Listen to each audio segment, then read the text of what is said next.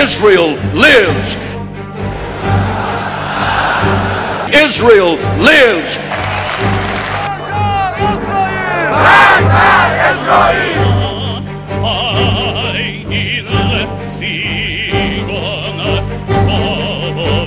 Well, since 1949, Washington's provided Israel with more than $120 billion in financial aid. The annual donation is around $3 billion, sometimes more, sometimes less. Friends don't give non-friends that much money. And surely, Washington will never roast Netanyahu over something like this. This is an anti-Israel administration. It's the first administration in American history that is obviously anti-Israel. It's borderline a Jew-hating administration. There can be no question at this point that the daylight that has been created between the United States and Israel has emboldened Israel's enemies and enemies of the United States. How do you say that? I mean, that Iron Dome system, Ben, that they are using so effectively in Israel tonight was largely funded in part by the United States, hundreds of millions of dollars under President Barack Obama. Well, the President of the United States still is going to sign over money to Israel because it's politically unpalatable not to do so. The truth is, Mr. President, your policy in Israel is unsustainable. The American people are on the side of Israel and Israel's right to defend herself. Mr. President, whose side are you on?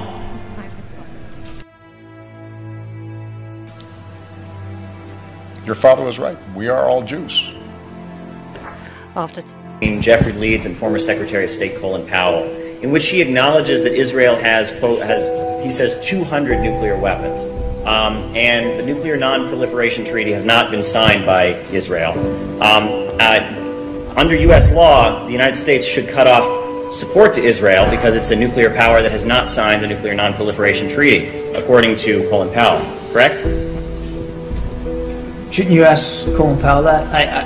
I'm not going to speak to this particular traffic, and I'm certainly not going to discuss. Israel doesn't have nuclear weapons? I'm certainly not going to discuss matters of intelligence from the podium. I have no comment on that. Okay. Well, the email says the boys in Tehran know Israel has 200. All we targeted on Tehran, and we have thousands. I mean, that seems to indicate that there's a knowledge of an Israeli nuclear program, which would make U.S. aid to Israel illegal.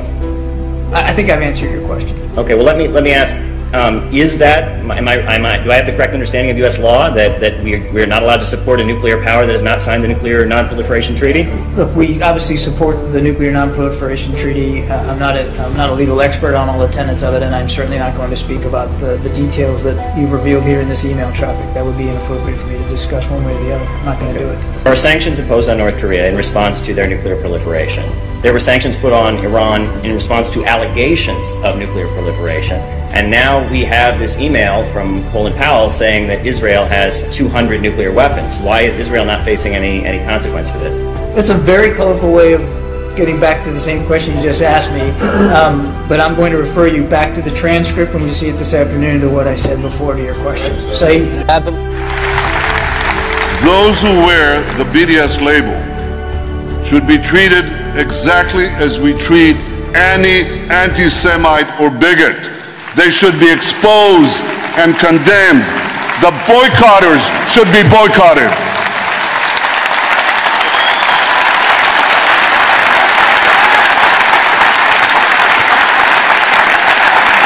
If you boycott against Israel, New York will boycott you. If you divert revenues from Israel, New York will divert revenues from you. If you sanction Israel, New York will sanction you. Period.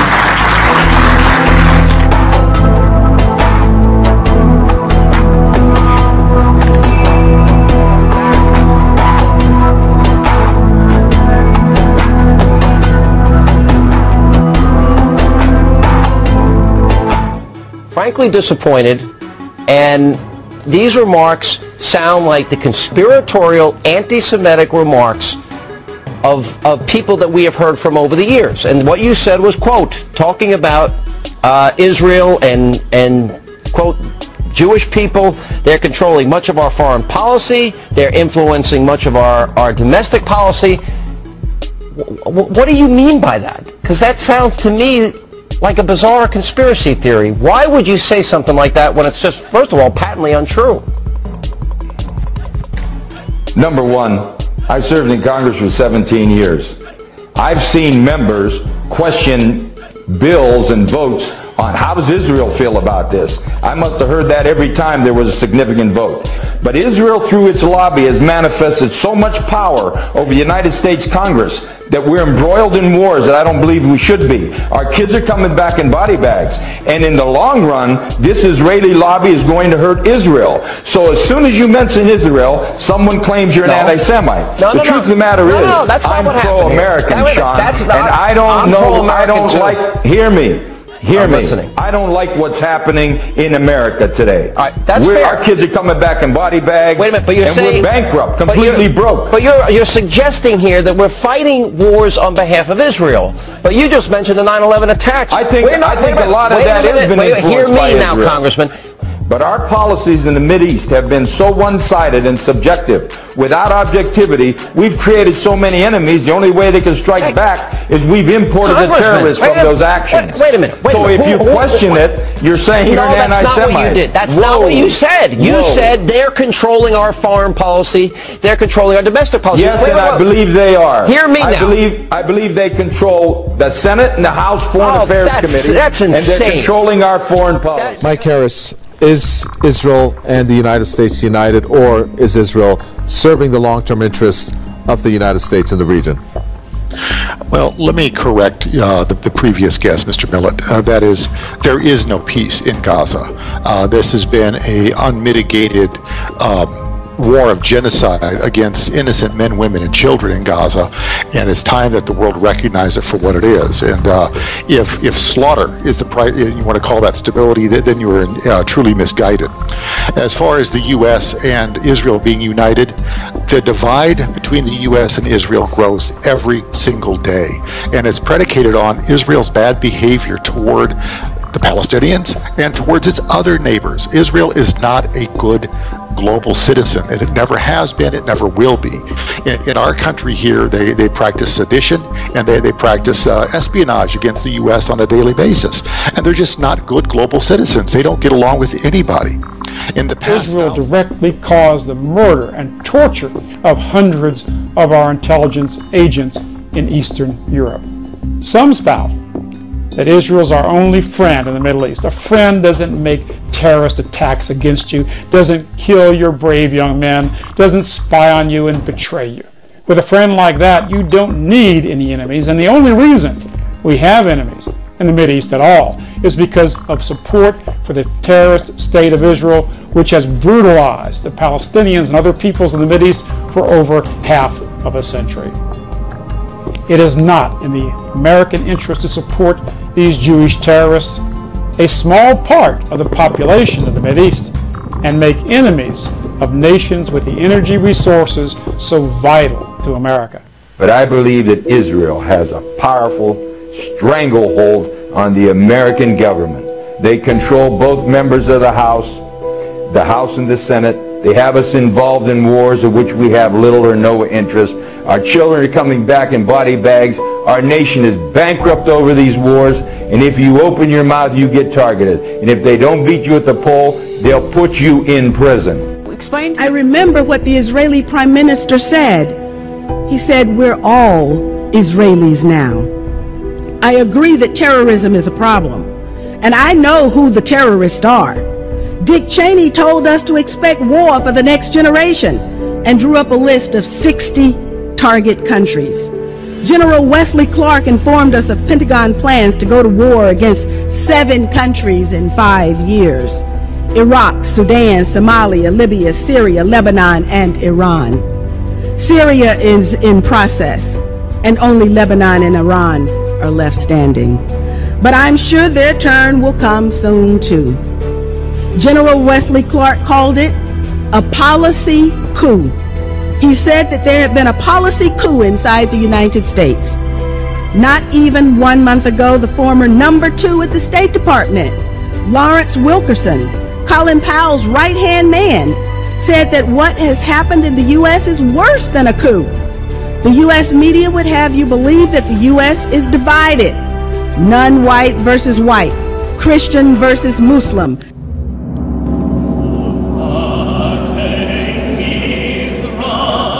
Oh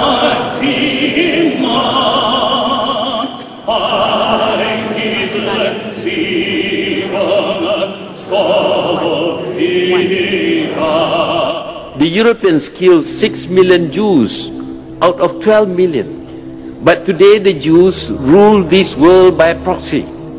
They get others to fight and die for them.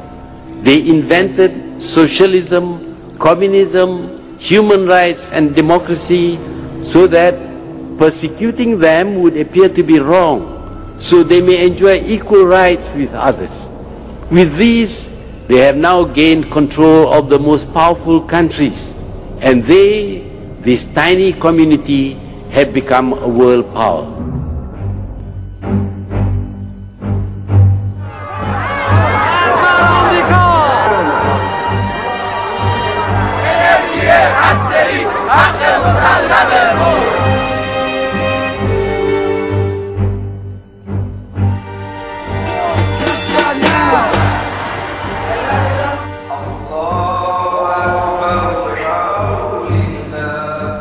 Israel lives!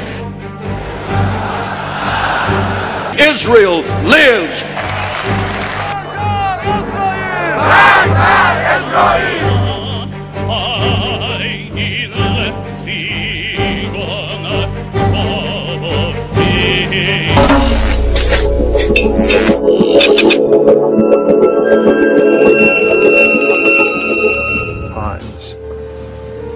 Well, the United States supports Israel in a variety of ways.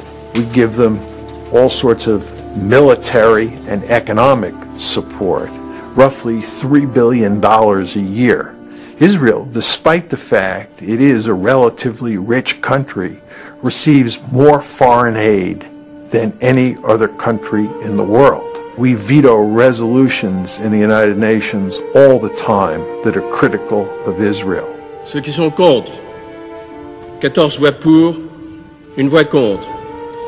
Le projet de résolution n'est pas adopté par suite du vote négatif d'un membre permanent du Conseil. Those against? Those against? Ceux qui sont contre. And the United States is actually talking about using military force against Iran.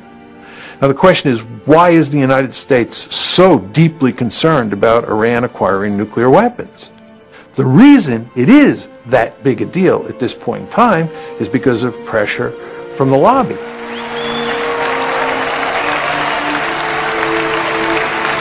Thank you.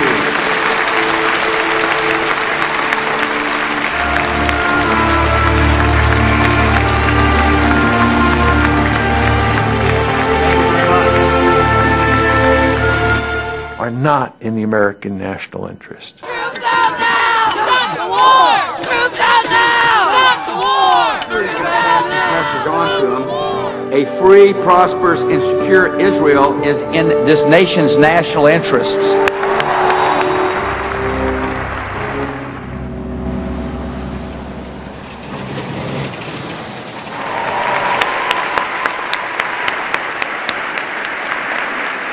The state of Israel was the dream of your ancestors, made a reality by your grandparents and your parents. Every year, AIPAC has a conference where they bring in their supporters from around the country. They meet in Washington, a very powerful group that attempts to affect legislation and other aspects of U.S. policy on the Mideast. And it's sort of a gala affair. There's a Hollywood element where they produce these videos that show, they get people all mobilized and roused, sort of a pep rally atmosphere, and they get an extraordinary number of high officials to come. America and Israel share an unbreakable bond. AIPAC is one of the reasons why. All of us share a fundamental belief that the freedom and security of Israel are a vital interest of the United States of America.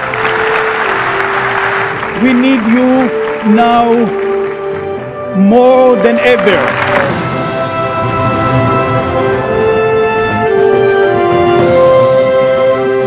It's become like it's a ritual where the officials have to go to sort of show that they are on AIPAC's side. You know, half the Congress shows up, top administration officials, and they have a keynote speaker every year who is invariably at the very top. From Florida, Bill Nelson. From Nebraska, Ben Nelson. From Illinois, Barack Obama. From Arkansas, Mark Ryan. Can we have a picture first, please? Wait. I think I might have blinked on that one. From South Carolina, Joe Wilson. From California, Lynn Woolsey. From Oregon, David Wu. From Maryland, Albert Wynn. From Kentucky, John Yarmouth. And I also want to mention former member of Congress, AIPAC does an excellent job of constantly testing the loyalty of people in Congress to their cause. And so there's a constant stream of resolutions that get proposed on the Mideast, expressing support for Israel about something it's done, or sympathy with victims of a suicide bombing, or condemning Iran or other people in the region who are being hostile to Israel. And these become tests of sort of loyalty of people in Congress on this issue. And those who vote in the way that AIPAC wants will in many ways be rewarded ultimately with campaign contributions from people sympathetic to AIPAC. AIPAC itself does not give money, but they sort of, this whole series of votes and their very careful cataloging of how people vote very much affects where people make decisions about who to give the money to.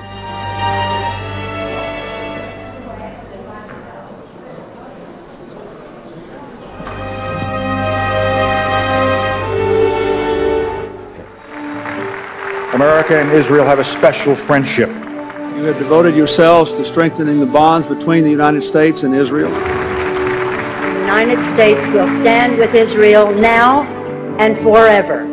If a politician would rise with this point of view, that the United States should stop supporting Israel, what would be the effect, do you think? He'd lose the next election. I appreciate but we can't vote you, and That's I'm okay. sorry. But I appreciate the friendship. If you will come in Italy, I want to introduce you with a member of parliament, Italian parliament. I would enjoy that very much. Okay? Thank you so much. Thank you for everything.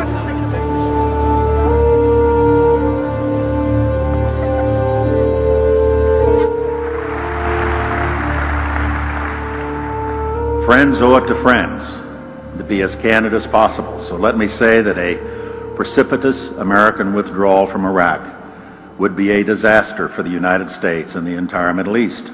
A sudden withdrawal of our coalition would dissipate much of the effort that's gone into fighting the global war on terror and result in chaos and mounting danger. And for the sake of our own security, we will not stand by and let it happen.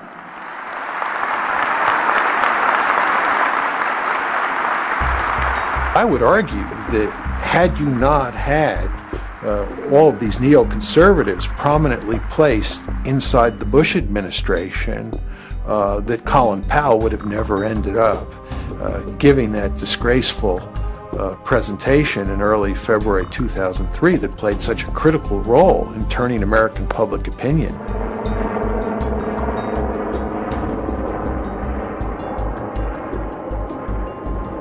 This is an important day for us all as we review the situation with respect to Iraq and its disarmament obligations under UN Security Council Resolution 1441. Colleagues, every statement I make today is backed up by sources, solid sources. These are not assertions. What we're giving you are facts and conclusions based on solid intelligence. As I show you these images, I will try to capture and explain what they mean, what they indicate to our imagery specialists.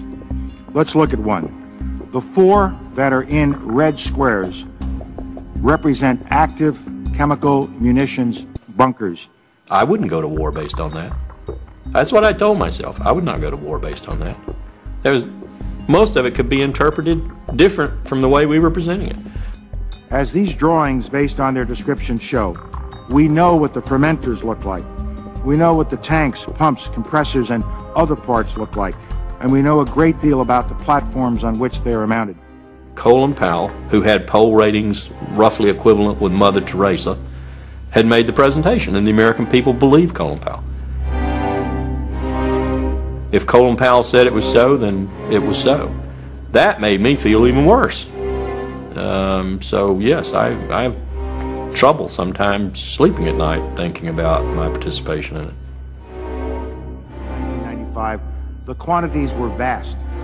Less than a teaspoon of dry anthrax, a little bit about this amount. This is just about the amount of a teaspoon. Less than a teaspoon of dry anthrax. Shut down. I will make a prediction. If this president orders us to go to war in Iran in the next 2 years, and he orders any considerable ground component to participate in that, Marines or Army, then I think you're going to see another major exodus from the armed forces, general officers, because I think they understand just how colossally wrong such a decision would be and how much that would be the precursor for, call it what you will, World War III, World War IV.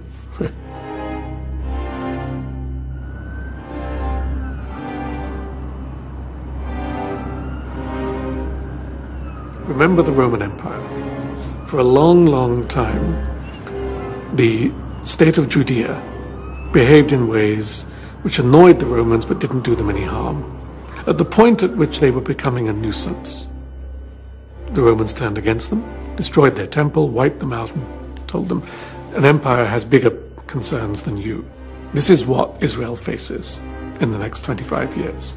The risk that the American empire will say, wait a minute, you don't matter to us so much. Either because we need oil more than we need you, or because oil is no longer important. Doesn't matter, both is the same effect.